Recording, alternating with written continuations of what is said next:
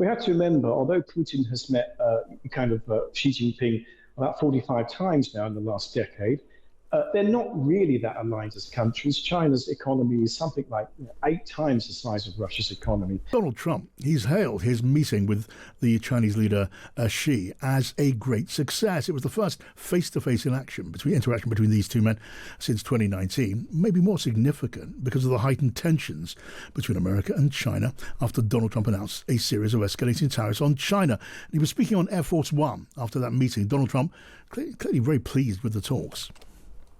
I thought it was an amazing meeting. He's a great leader of a very powerful, very strong country, China. And what can I say? We have, it was an outstanding group of decisions, I think, that was made. A lot of decisions were made, too. There wasn't too much left out there. So that's Donald Trump speaking aboard Air Force One. Welcome to Drive to Kerry Brown, Professor of Chinese Studies and the Director of the Lau China Institute at King's College London. Hello to you, Kerry. Hi, hello. Hi. So there's President Trump describing his meeting with President Xi as amazing. He was asked to give it to mark it out of 10, and he said 12, which is all very Trumpian. But what do you think, in your judgment? What did the meeting achieve? Well, the fact they've had a meeting at all is great. The world's two biggest economies need to talk, need to have a dialogue. But there was no deal signed. I mean, a big, beautiful trade deal is what Mr. Trump's been talking about for some months. And that was a lot of, the reason why he slapped these huge tariffs on China. They flared up earlier this year. And it was really for this meeting to kind of have, I think, something quite comprehensive. This doesn't seem like that. It seems like more of a kind of marking stage elsewhere. I think the Chinese will be pretty happy with this. I was in Beijing only a couple of days ago. I talked to some colleagues there. They felt pretty relaxed. They didn't seem at all worried by these discussions. They, I think, will feel this is a pretty good outcome for them. Yeah, on the Chinese side, not a huge amount has been said about the substance of that meeting between the two presidents, and a lot of it has been passed on to officials to do more of the hard work. I mean, are you saying, you wouldn't be the first one to say that President Trump, when we listen to him, maybe we should take what he says with a bit of a pinch of salt? Yeah, I think America needs three things from this. It needs Chinese to buy more American goods. It needs high-quality, job-creating, reindustrializing investment into America from China. And it needs, the third thing is America to basically institutionalize its global superiority. And I think China is game for all of those. It's really bolstered its technology. It's got huge amounts of money going into technology, research and development. It has become more able to diversify now. It's learned how to play this game much better. So I think, as I say, we're on the way to a deal.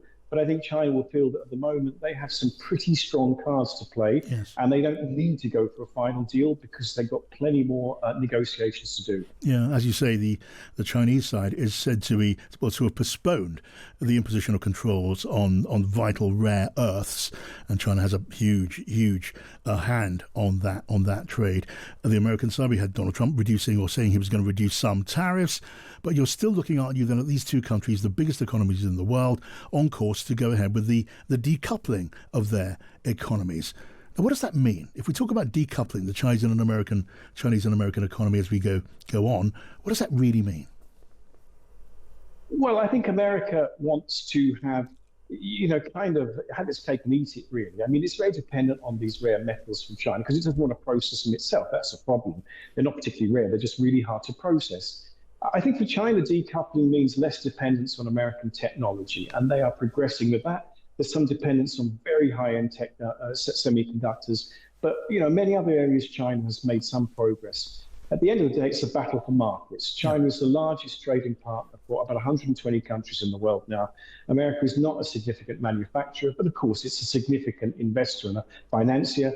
So it's two different areas of the economy they're battling in, and we will see what the political outcome of that is. But they're really looking for primacy in those areas of their strength. Yes, the political and the economic are intertwined as always. I mean, how would you, in a nutshell, then characterise China's ambitions here? Because, with America, but also in the global economy, because China is a superpower and getting stronger. They're also very defensive of their interests and are prepared to get quite defensive in defence of their interests. So how would you sum up China's game plan? Where do they want to be? I think they want to make China great again, and they don't want to fight with the United States. Those are two difficult things to do, but they want to balance it. They want to have their primacy, but they don't want a face-to-face fight with America. So they will try and continue that balancing. So we should be then, I guess, glad to an extent that an immediate trade war has been averted. But the tensions and the strains, they're going to stay and they're going to carry on. We're going to have to live with them into the future. That's inevitable. It is indeed. This is not a story of a day or a month. It's going to be a year-long kind of issue, because what we're seeing is the emergence, of a very significant economy and power that has very different values. It's a story that began many decades ago. It's going to obviously shape our future, but it is really better that, America and China talk together. So it's good Mr. Trump went and met Xi in South Korea. It is good that they had a deal. It didn't end in chaos. It's very, very good. And it's good that Mr. Trump obviously feels that, this is something worth pursuing. Because what would be the worst for everyone is an absolute direct clash between these two pretty titanic forces. And militarily, it's true, isn't it, that China has been building its nuclear arsenal. And we heard President Trump saying overnight that he'd ordered the resumption of nuclear testing. How worried should we be about that? I think it's very interesting, the timing when he announced about the nuclear testing. I mean, China has also been building nuclear weapons. So this is important for him to show that America is not just going to be complacent and passive on this. It's a sort of, tough, soft kind of approach that I think Trump specializes in. America has got the world's second biggest military in expenditure, but we have to remember that it hasn't actually used it for many decades. So we know what it looks like. We don't know what it fights like.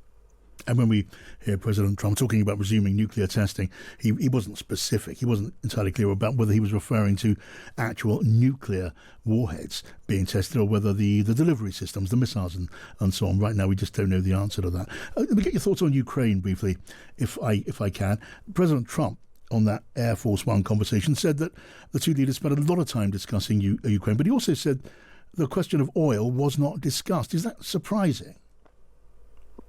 Yes, I mean, I think that America wants China to put pressure on Russia, and it wants China to not support Russia in its fight against, Ukraine. But it also knows that, Ukraine is a big energy supplier to China, as is Russia. I mean, Russia gets a lot of its, liquid gas from Russia. So, I kind of think they know they don't want to directly attack China for its interests, but they just want to continue putting pressure on it. Yes, I mean, President Trump has sanctioned India, but not hit China in anything like the same way. No, I mean, at the end of the day, these are two massively integrated powers that cannot live without each other, even though they find it very difficult to live with each other. And that is just a reality that everyone has to accept. Yes, although, as you know, in Congress, there are members on both sides who would like to see China brought into the idea of secondary sanctions. In Ukraine, of course, China continues to be a major supporter of Russia. China says it's not involved in supplying Russia with lethal equipment, but it is a major supplier, isn't it, of equipment, motors and so on, for drones, which are such an important part of the Russian war effort. It is. I mean, look, Russia and China have a massive shared border. They have to have a relationship. I mean, most of the time they have to get on, even if they don't really have the same strategic objectives. We have to remember, although Putin has met Xi Jinping about 45 times now in the last decade, they're not really that aligned as countries. China's economy is something like 8 times the size of Russia's economy. At the end of the day, I don't think it wants this conflict to go on perpetually.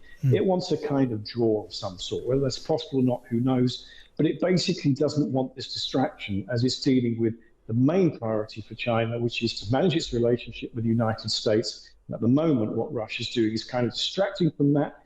What it really wants is to move on to the finalization of some kind of sustainable deal, which they might be able to do this year or next year, but they do want to do. Last question. I was listening a bit earlier on today to another authority on China, one who has worked as an advisor in Beijing, so raising the possibility of China at some point in the future playing a role in post-war Ukraine. A lot of talk, as you know, about who might play a role in Ukraine guarding a ceasefire when and if there's a ceasefire. Well, this particular authority was saying, look, maybe China could be part of that as part of a BRICS contingent, that collection of countries which includes China. Have you heard anything of the sort? Is there any such thought being discussed in Beijing, as far as you know? Yes, I mean, absolutely. I think China would like to play a role in reconstruction. It has hosted Ukrainian government officials recently. I mean, it's kind of talked to both sides. It has big interests in Ukraine, as we just said, in energy. It would feel it absolutely, kind of that it would be in a good position to help in reconstruction because it knows how to build infrastructure. It knows how to build it quickly and relatively cheap. And what about playing a part in guarding the peace? China has been involved in UN peacekeeping forces. I mean, it'll be more difficult because of its relationship with Russia. Yeah. But if it could find a way to do it, it probably would be able to. It just depends on what Moscow would say. All right. Professor Kerry Brown of King's College London, thank you so much for joining us.